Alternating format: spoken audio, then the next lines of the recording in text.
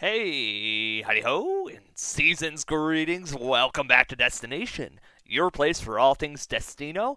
I am your host, Poteet, and today it's Ask Away Poteet. So, for the past few days, y'all have had the opportunity to ask questions of me in our Discord chat. And so we are going to be jumping into a lot of those questions. And yeah, here's your chance to finally look inside the depraved mind of Poteet once and for all. So, um, we're going to begin with just a little chatter. Last time when we did this with Tommy, I asked him a couple of questions. Really, I'm just going to briefly describe myself for those of you who don't know me as well. So, my name is Johnny Poteet. I am 23 years old. I've been in the org community since 2015. And during that time, I've played a ton of orgs, primarily on Facebook, but I've delved into Skype, AOL Instant Messenger, and obviously Discord. I have hosted just as much as I played, and yeah. So we're just going to jump straight into our line of questions. So without further ado, let's begin. So we are going to begin with Spect asking, "Do you love me?" Well, the answer to that is I love everyone, Spect. I'm a huge fan of everyone who's involved with Destino, who has played, who has committed so much time, effort, and energy to helping our wonderful community thrive. And so, yes, the answer can be yes, just for you. Elizabeth, what's your top three favorite orgs that you have played? So I'm going to take this as individual org seasons. And I want to begin with a Skype game. Conquest, Season 2, Faroe Islands. And so Faroe Islands, this was one of the first orgs I played. So I was a little kid of 15 playing a game with primarily 20 to 30-year-olds. And so I was kind of shunted to the side pretty early on, but I devoted a lot of time and energy to this season. And so I ended up being kind of a rootable underdog as my alliance got decimated one by one. I pulled off a massive advantage play at the time that caused a really insane tribal council. Despite being in a 5-2 minority, I ended up saving myself and my ally. Ended up going out in 5th place. And it was just a lot of fond memories from that experience, right? It really, I think, is what cemented me staying in the org in the first place. I think if I didn't have that experience, I was already kind of bummed out with a lot of bad org experiences leading up to that one. And so for me, that one always just holds a special place in my heart. Secondly, I'm going to cut to Koror org. A lot of you probably have heard of, if not played this org, and have probably mixed memories of it, but Season 21, Canary Islands, my second season, which was fans versus favorites with a ballot. So a lot of weird factors heading into it. But for me, this was an org where they were allowing us to pregame, so I was in pregames with everybody in the cast at some level, which was really funny. And I go in, and every single round, I'm pulling classic Poteet stuff. So I'm jumping back and forth between different sides, voting in the minority intentionally so I could scoop up people for the next round to flip the script again. Every single round, I completely shifted the whole dynamic of the tribe. To the point where in the merge, I became the viewer's player, and they voted on tasks for me to do for idle pieces, and so I had to start a fight for idle pieces. And it was just, I didn't make it super far. I was pretty out early in the merge, but just that whole pre-merge stretch was so entertaining for me. The fact that I could constantly just pull the wildest stunts I could and get away with it for free was just insanely fun. And lastly, I'm going to go with Warrior's Revenge on Survivor Org Wiki, which sort of the opposite. I was a very static player on my end, it felt like. A lot of people look back and think I was the driving source of chaos, but not really. But for me, what was fun was the viewer interaction.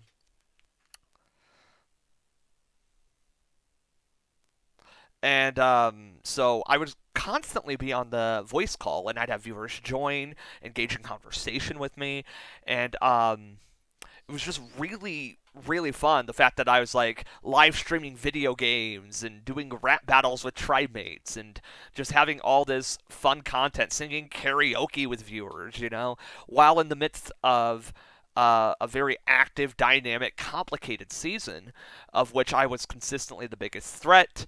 Went on a nice immunity streak, had a really cool idol find, and only went out due to a slight misreading issue. But overall, very fun experience. So let's continue on. Another question from Elizabeth. How'd you get into hosting? So funnily enough, I was actually hosting during my first org. So like I played my first org, and before it ended, I already somehow scrounged up a pretty good cast. A lot of people who have gone on to be very impactful members of the community were in that cast, and was hosting like by the time that Final Tribal happened in my first game. But to really begin, we had to cut back to like 2010, where I was playing World of Warcraft, and on my realm, there was this guy who started game shows. And so it wasn't really Survivor, but it was like challenges, and they were really bad challenges, like 7 Minutes in Heaven or Dead Rolling, where you're just rolling dice to see who wins. Or like there's one or two that were okay, like there's an emote battle, which was kind of like a catch the emoji style challenge, I guess, would probably be pretty comparable. But overall, it wasn't the greatest quality, but 10-year-old me had fun. We could win gold prizes and all that stuff, so it was always something to look forward to. And I decided to try my hand at it. And so, having known a little bit of Survivor, I added in a voting element. And so, I was hosting Survivor mini speeds, whatever you call them, through World of Warcraft. I designed all sorts of parkour challenges using like markers and stuff. They'd run around and collect all these markers. There were emotes. There were buying specific items from vendors and returning and using those items and trying to get specific effects to happen with those items, or races to collect like items or jump on chairs, like musical chairs style kind of stuff. And I had a lot of fun designing all those. We had some really high-end games. A couple of other hosts started joining in, so we had like 3 hosts, a small community guild going on, all this fun stuff. And so when I finally found orgs, I had like just started like not playing World of Warcraft as much at that point, but I still had that kind of itch to do that kind of stuff. And so orgs was like the perfect escape opportunity for me. So I came in a little blind my first hosting experience, despite having, looking back, a good cast. It was horribly thrown together, terrible graphics, terrible challenge planning. I had no idea what I was doing, but hey, and it ended up working out pretty well. But yeah, pretty weird entry to hosting for sure. Solo hosting blindly like that. Chroma asks, what is something org related you've always wanted to do but never have yet? I feel like I've done most of what I'd like to do, and a lot of the stuff that like I envision would be cool or something I would be interested in is stuff I'm not in a position where I would want to do that anymore, but it would be cool if it had happened, I suppose. So one of the big things is Pantheon. Pantheon is an org I hosted on Facebook for a few seasons, which was very unique. One of the big things we always strove for, custom challenges. We didn't want to just steal your everyday challenges and reuse those. No, no, no. We constantly were... So this was Linus and I, and we had some help from people like Shay and Roxy, who were huge helps in our recruitment effort and stuff. But Linus and I designed a ton of challenges. Not many of them went on to become like staples of the org. Probably the closest was one called Greek Coins, which was our take on a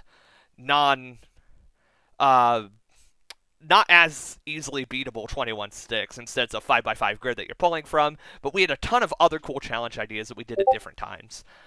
And so bringing back Pantheon was something I'd always wanted to do. We've tried a few times, but I've just never been able to like really capture the vision that I have for it.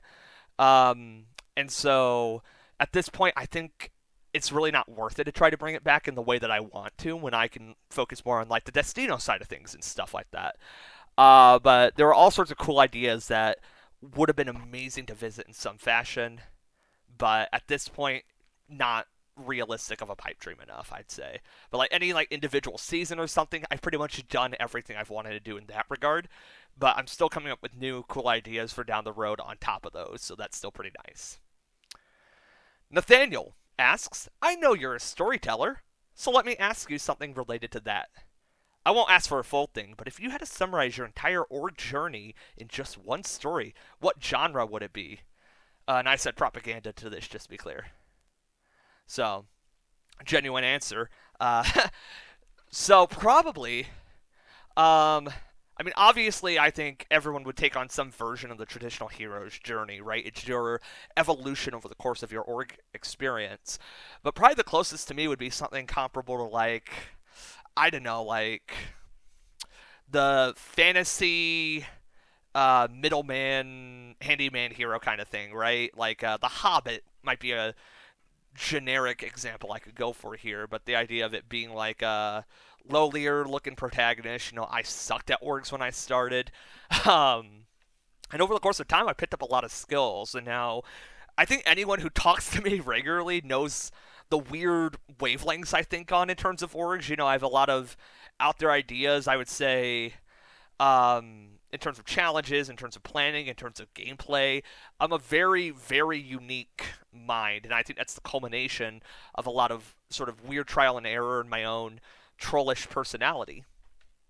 But I would say probably something like, the loser becomes the fucking like creative mastermind god deity thing. I don't know if there's really any good examples of that, but it's hard to like pin it down to a genre because like I'd say overall, um, most genres don't really make sense in this format. You can't really fit horror or mystery into all of this per se. But let's go with something like that if that answers your question succinctly enough. Moving on to Nathaniel again. What would be your dream location to host for an org season? Feel free to go deeper with main themes, twists, etc. if you would like. Well, I do have a dream location, but I'm not going to comment on that one because I'm holding that one in my back pocket because I have a whole twist theme, everything tied to it. I would say an idea that I'm probably not going to do that would be cool though is I'm a big Star Trek fan, so I love the idea of doing like one of those space seasons. Like I know you, Nathaniel, played Canadian's Utopia Project, which was sort of that vein, but the idea of this like sort of sci-fi space season, there's a lot of cool graphical and challenge elements you can pull out of that. And I'm someone who likes to over-theme seasons, so the idea of like getting this futuristic ship and having this whole new design aesthetic that you're never going to dive into a normal Survivor, that would be a pretty cool season for me to experience. But in terms of like a real location, I'm not going to comment on any of that because I've done most of the ones I've wanted to, and the ones I haven't, I am saving for a rainy day, I'll say. Chroma asks, opinions on Arlie. I like Arlie. So I will admit, like, I still always think of Arlie from like the old Facebook days, 2016 Arlie. Very different Arlie at the time. But I think Arlie and I have been talking a lot more recently than we really ever have before on Facebook. So I think we've been on pretty good terms recently. So yeah, Arlie's pretty darn cool, gotta say. Tiff asks, best moment of Serengeti. Whew, that is an excellent question. For me as a host, I feel like it was the moment Tonio's strategy became apparent. Tonio was so fun to host in Serengeti. Like, I have said this on many occasions, I know, but I was a huge fan of watching Tonio play his game.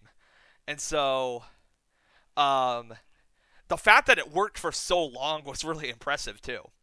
So, I would say just like, probably like the 12th piece of artwork might be the best moment. I don't know exactly, but there was like a moment where it's like, yeah, Tonio was committed to this strategy, and it was fucking amazing, I gotta say. But that's probably my personal favorite moment of Serengeti. Andrew asks, what's your most fond org memory? What's a hot take you have about hosting? Okay, oh, these are two separate questions, of course. Most fond org memory. So there's a bunch, but I'm going to cut back to that Conquest org I talked about earlier. Playing that Advantage, which was called the Conquest, was massive. So the whole Advantage, basically, forced a revote. But you had to vote for someone different. I won individual immunity, this being a live Skype org, so we were all on a Google Hangout together for Tribal Council. And so I pulled this out. They think it got voted out with someone else way earlier, but that person passed it to me before they left. And so they're not expecting this in the slightest. They're thinking maybe an idol. But no, I make them have to revote. They all voted for my ally, so now they have to turn on one of their own. And so it's honestly a pretty brutal vote for them. You see them all freaking out. It was pretty hilarious because, like, everybody on their alliance has a completely different reaction on the live stream and everything. Really enjoyable moment for me, being like that novice orger. Did not net me the win. Me and my allies still went out as the next two, unfortunately, but it was very, very fun at the time, for sure. A hot take I have about hosting. Okay, I'm not sure if this is a hot take, but maybe the way I go about it might be. But I think challenge design is something that is greatly undervalued and underutilized in orgs. And even to a lesser extent, twist design. So for me, I like to do a narrative with every part of my season, right? Not necessarily a long-term season narrative, but everything has a theme to it at some level. So when I design a challenge, I want there to be elements of the challenge expressive of either the state of the game or the location or something. I want to really dive into whatever rich culture I'm doing because I like to do locations with a lot of culture to them. You know, something I can really draw on for inspiration. Lots of history, lots of graphic elements that I can really take inspiration from and elevate to an org level. And I think a lot of orgs generally just throw together ideas, right?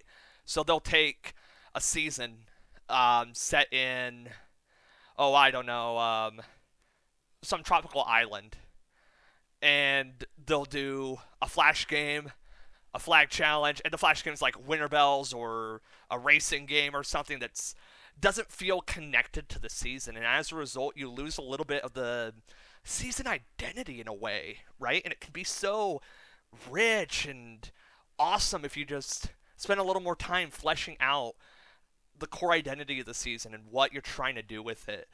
And I think it's a missed opportunity in a lot of games whenever you have like this really cool location, really cool setup, nice logo, nice team, and the challenges just aren't there with the rest of the product, right?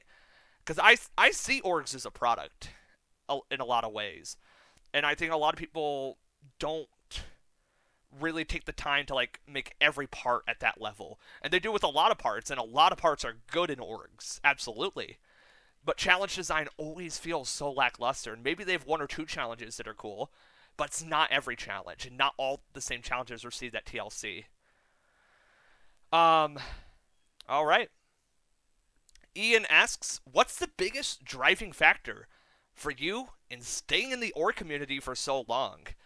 A little bit on that previous point, actually. I love sort of the ability to be, maybe not the right word, but futurist for orgs or something. Like, obviously, I'm not, like, the mind to progress orgs. But I I think I can play a role. And I think a lot of people have begun to see, like, some of the stuff I think through. And whenever you see some of the stuff I'm currently working on as they come out, you know, you've seen stuff like the Battle Pass, and I'm working on a lot of cooler stuff on the side. But when some of my contributions to Total Drama come out, for example, whenever you see other orgs I'm working on come out, I think that's really going to show, like, what I think of in the org community as a future. And so, for me, it's definitely the drive to improve the quality of my hosting and drive up the quality of the product I'm delivering. I want to make Poteet like the name where if I'm on that project, right, I'm giving it my all and making it the best product, and people can recognize that based on what I've done before.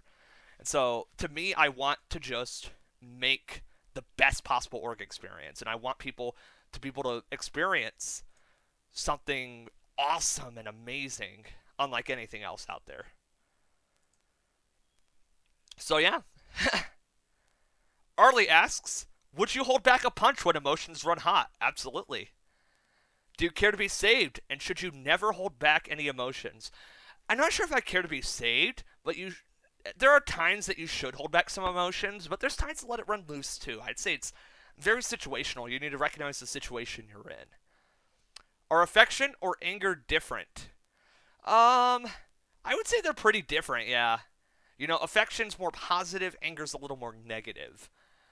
Should you do whatever without a care for the superficial rules the government uses to control us? I guess that depends on which government you have, doesn't it? Whether or not you agree with it. At the end of the day, it's down to the individual whether or not you should do whatever you want. There's repercussions, but it's up to you to face the music if you think they don't apply to you. Do you want to beat up who you want to beat up and hug who you want to hug? Absolutely, I do. Do you hope those are the same people and hope they would do the same? I don't think they're the same people for me. I'm going to be honest. I really don't. I also don't think I want to beat up anyone. But I do want to hug who I want to hug, if you feel me. And I don't know that I'd hope that they would beat me up too. Can you see the truth I speak? And can you join me to help break down the walls modern society has built around us? From social rules to the drinks and the drugs they sell us to cage us inside. No, I don't see the truth. Sorry. Do you think that eventually we will rise above all that and create a world of love for everyone? Probably not. That'd be cool, though. Is love able to exist without rage in a society trying to cage both? I mean, love can exist independently of rage. Love is only so strong because rage exists, but it can absolutely exist independently. I don't hate anyone I love. Is society trying to cage both? I mean, I don't know. I don't really know much about what society's up to these days. I haven't spoken to society recently. As a speaker of this truth, is this something your brainwashed mind will be able to comprehend overnight? Probably not. I think it's going to leave my mind pretty quickly, honestly. Did you know that as long as this is in your brain, you have the decision to keep living a lie or accept the truth and be free? I suppose I know that now, but I think I'm going to make the decision to keep living the lie. Sorry, Arlie. Where do you get your distinct sense of humor from? Um, so, my non-atrocious sense of humor, I mean, definitely my parents. My parents both have slightly warped senses of humor, and so for me, I would say my humor is probably mostly contrarian. I like to find humor by picking opposite stances from people. I think that's funny. And I think a lot more people would have fun if they did that, because it is very funny. And it's always light banter and teasing. I don't take it too far, but I always find it hilarious whenever someone gets mad because I haven't seen their show. And so I kind of just dig deep. I haven't seen the show, but now I haven't heard of the characters. Ha ha, take that. But yeah, it's funny. That's why. Nathaniel, since it was brought up by someone in the Battle Pass discussion, would you be willing to become the Sam Reich of Destino and host a Game Changers org? So, I kind of said I had an announcement. Did I not? In this Ask Away? Because I kind of do. So, the answer to this is no, I will not host a Game Changers org. Because we're not doing it as an org. Fuck that. It's not going to work as an org. Orgs are too long term. This needs to be individual on its own. So my plan is once the Battle Pass is done, to make Destino Game Changers happen. And it's going to be sort of a live night, game night kind of thing. And we're going to live stream it. And my goal is to continue doing prizes through it and all that stuff, see how it goes. If people love it, that's absolutely a form of content I would love to continue doing. That's right up my alley. So, absolutely. Game Changers, Destino, we're doing it. You can bet on that. So stay tuned for more on that after the Battle Pass is dead and done. I cannot give an ETA because I do not know, but it is definitely something I intend to work on, yes. What made you get into Taekwondo? My parents. I was 5 years old when I did Taekwondo, and I graduated at 7. I don't remember anything. I don't think I was particularly good, but they just kind of give out the black belts for free to those kids. So, yeah, I got a black belt. I can't do Taekwondo, but I got a black belt. Satra asks, am I a co-winner of Pantheon Egypt? Yes, you are. Chroma asks, what's a returning theme you've always wanted to see in this org? So obviously we've only had 2 full returning seasons, some part returning seasons. For me, I'm not as big on part returning seasons as a lot of people. For one, I think when it comes to returning players, you want quality players brought back, right? And so it's sort of the idea of, I'm trying to think of the term for this, but the idea that you want good players to be good.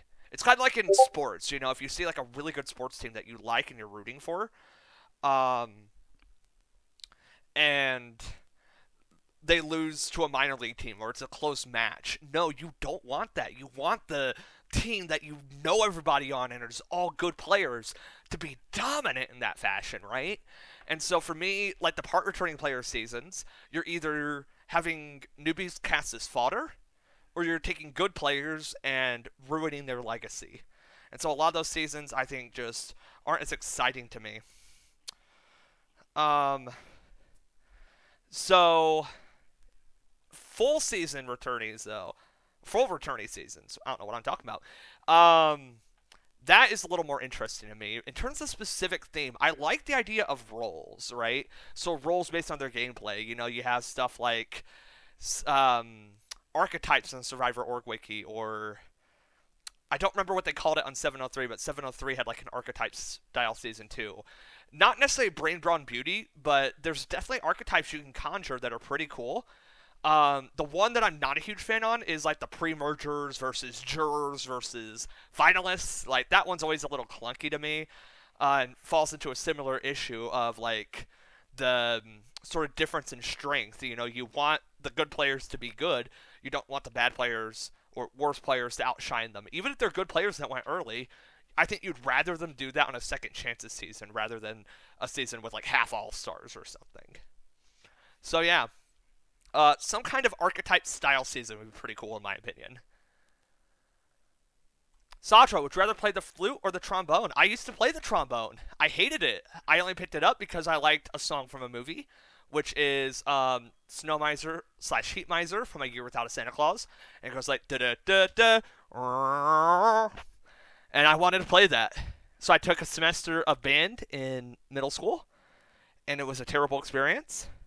Never played the flute, so I'll try it because trombone sucks, so maybe flute's a little better. Satra asks, having hosted mainly Survivor orgs for so long, what has been your favorite twist across any season you've hosted? Back to Pantheon, Season 2. So Pantheon had this system called Relics, it's how you earned advantages, but the specific sort of substrate of the system was something we called runes.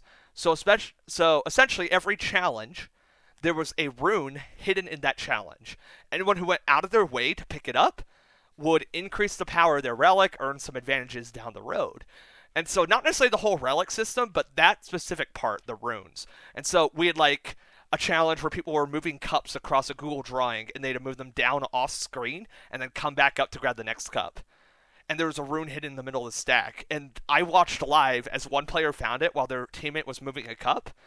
And they quickly like flung it off to the side of the screen, clearly opened it, and then deleted it. And it was really funny because I can just like feel the panic in there. And there was like lots of little instances of people that you knew saw the rune, grabbed it, and got the hell out kind of thing.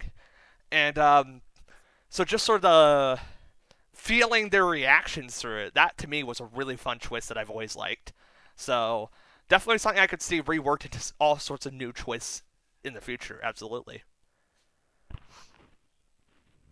Shane asks, are you going to answer all these questions? Yes, I am, especially Arlie's. Spect asks, what's the reason behind setting Churf as your username? So Churf was one of the leading characters of a book series I started writing. Churf Oyurk, Makats Sir Clonis Ve Zevaitokan. It's been a long time since I've worked on the language, so it's a little clunky. But it was a fantasy book about this massive war between this group of like nationless barbarians, kind of in the eyes of the major city faction, and it became this whole worldwide war over time. And yeah, I worked on it for a long time. It's just I'm not that good of a writer, so it sort of fell out of my hands. But I've shown to like a lot of the work I've done on it to people, so if anyone's seen like the D&D maps I drew, a lot of that was for the book that I repurposed later on, kind of stuff. But Churf was my favorite character from the book, so yeah. Or one of my favorite. Coolest name, at least. Alright. So, Spect asks, but why? Because I can. And that is everything. So, thank you all for tuning in. It's been a lot of fun. And we will see you tomorrow for the Brent Steel Bingo. Big hype. I hope I answered every question that you had for me.